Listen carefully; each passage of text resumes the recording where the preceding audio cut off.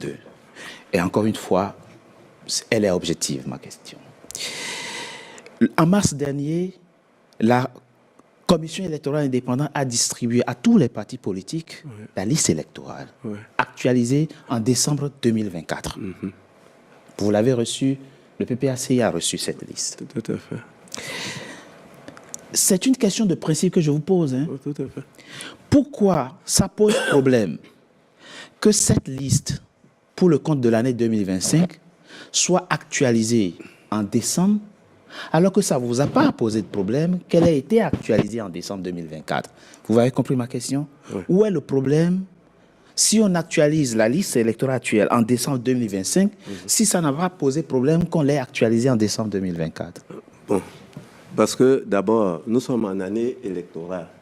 Oui. Et vous ne pouvez pas vous imaginer que nous allons accepter qu'on ne fasse pas la RLE. Alors que lorsque le président Cubier était de passage ici, il avait dit que si cela suscitait un engouement, on allait continuer. Et c'est le cas. On est en année électorale, il veut faire... Mais la loi ne précise pas ça. Hein. La loi dit qu'il faut actualiser chaque année. La loi ne donne même pas le mois. La loi ne dit pas que c'est en décembre qu'il doit faire. Puisque oui, mais elle ne dit pas non plus qu'il ne faut pas le faire en décembre. Mais puisque c'est en année... Sur la base de son calendrier. Écoutez-moi bien, c'est en année électorale. Oui. Et nous voulons que tous les Ivoiriens participent à cette élection. Oui. Ceux qui sont en droit de le faire, qu'ils le fassent. Sachez une chose. S'il vous plaît. La Côte d'Ivoire est le seul pays où il n'y a que 2 millions qui gouvernent 30 millions d'habitants. Ce n'est pas la norme internationale. Ça ne fait même pas les 40%. Attendez. On ne va pas rentrer dans les considérations. Si, je rentre dans les détails. Des considérations ethniques.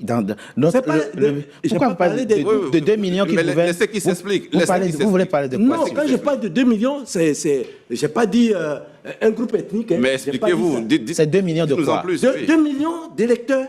C'est-à-dire que tout ce qu'ils ont fait là, c'est truffé de faux. De faux. Absolument. De faux. Parce que Maître Abiba a fait, comment on appelle, les investigations. On voit, comment vous pouvez comprendre qu'une seule femme puisse faire, attendez, vous parlez de Maître Abiba. 500 enfants.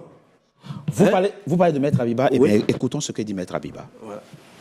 Nous avons une liste électorale où plus de 6 millions d'électeurs prétendent ignorer l'identité de leur père, de leur mère, voire même des deux. Ou encore ils prétendent ignorer la date et le lieu de naissance de leurs parents. Ou encore ils prétendent partager avec des centaines et des milliers d'électeurs les mêmes parents. Le pire, c'est que sur la liste électorale de 2023, certains d'entre eux déclaraient que leurs parents étaient nés le 1er janvier 1900, ou du moins, ils déclaraient une date de naissance. Et puis, tout d'un coup, en 2025, si on en croit la liste électorale qui nous a été présentée, ils prétendent maintenant ignorer la date de naissance de leurs parents. Qu'est-ce qui explique cette volte-face? Qu'est-ce qui explique qu'en 2023, ces électeurs avaient pour leurs parents comme date de naissance 1er janvier 1900, et puis tout d'un coup, en 2025, pour la date de naissance, il apparaît indéterminé, non précisé ou rien du tout. Ces personnes sont-elles venues dans le cadre de la révision de la liste électorale pour déclarer qu'elles ignorent maintenant la date et le lieu de naissance de leurs parents, ou est-ce que des modifications sont intervenues à leur insu? Ça ne vous pose aucun problème d'aller à une élection présidentielle où on a une liste électorale sur laquelle figurent des gens qui ont fait 300 enfants, 500 enfants, puisque on n'entend pas le RHTP monter au créneau et réclamer la révision de la liste électorale actuelle. Ok. Je suis très heureux de répondre à cette question. Parce qu'ils en ont fait un cheval de bataille et ils en ont fait vraiment beaucoup de bruit pour rien du tout. Rien du tout. J'ai ici une circulaire signé par le Premier ministre Soro Guillaume en son temps. Et après la signature, vous avez la photo où il fait la collade avec le président Gbagbo, qui dit « Les pétitionnaires qui ignorent les dates et lieux de naissance de leurs parents doivent être acceptés en l'enrôlement. Dans ce cas de figure, les mentions concernant leurs parents devant être portées sur le formulaire sont les suivantes. Lieu de naissance marqué inconnu. Date de naissance marquée 0101 1850. » On n'a pas inventé. Le RHDP n'était pas au pouvoir. Il y a eu des audiences foraines pour que les gens s'inscrivent sur cette liste électorale. c'est M. Gbagbo qui était président. Écoute cette audience foraine, je vous dis le problème, il est très simple. Le FPI a boycotté les audiences foraines. Ils étaient sûrs de leur fait. Ils ne se sont pas inscrits sur la liste électorale. Tout ce qu'ils racontent, la liste électorale de 2010 est le croisement de la liste électorale de 1995 et des foires foraines et les recensements électoraux et de l'habitation de 2000. C'est écrit noir sur blanc. Et c'est à partir de cela qu'on a confectionné cette liste électorale. On est bien allé aux élections en 2010 avec cette liste électorale. M. Gbagbo est arrivé en tête au premier tour. Cette liste était parfaite. On lui faisait des bisous, des câlins partout sur cette liste électorale. Mais quand au deuxième tour, M. Gbagbo n'a pas été élu, on a trouvé des Ivoiriens de seconde zone. Grâce à l'ivoirité que le PDCI ici présent a créée et qui a divisé le pays, qui a mis une fracture énorme entre les Ivoiriens. Et aujourd'hui, ils viennent nous dire que la liste est truffée de 6 millions de faux électeurs. Alors que depuis que le président Ouattara est au pouvoir, on n'a fait que recruter que 3 millions de personnes. Et à travers un processus électoral qui est tellement efficace et ouvert. Ok. Je vais juste dire une chose. Je suis venu ici pour vous organiser un débat sur les élections en Côte d'Ivoire, sur les partis politiques, les choix que les Ivoiriens devront faire, etc.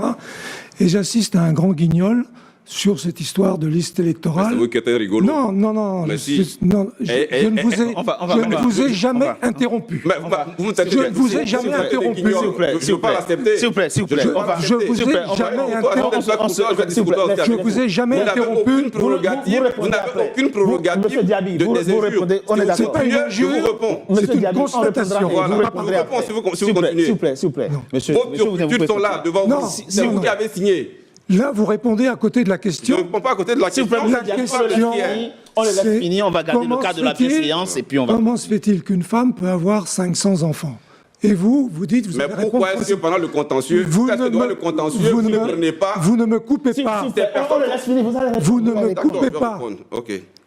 Moi, j'arrête de discuter dans cette émission si on ne parle pas des vrais problèmes que j'ai évoqués au début. Toutes ces histoires-là, on pourra les traiter ailleurs, mais là, on n'a pas beaucoup de temps. C'est ça. Il faut pouvoir parler de choses sérieuses qui intéressent les gens qui regardent. Merci. Et Nestor Kofi, très rapidement. Oui, j'avais pas fini. Par rapport à quoi? Vous avez sorti... par rapport à... Mais elle a complété. Bon, oui. Mais en plus... Elle a complété ce que... Oui, mais lui, il sort... Moi, c'est pas parce que quelqu'un fait quelque chose qui n'est pas bon. Attendez. On peut avancer. Et oui, j'ai dit, quand quelqu'un fait quelque chose qui n'est pas bon, je ne vais pas venir répéter les bêtises. S'ils trouvent que, sous le président Gbagbo, ils ont fait ce qui n'est pas bon, pourquoi eux, ils viennent amplifier? C'est la question que je vous pose. Avant qu'on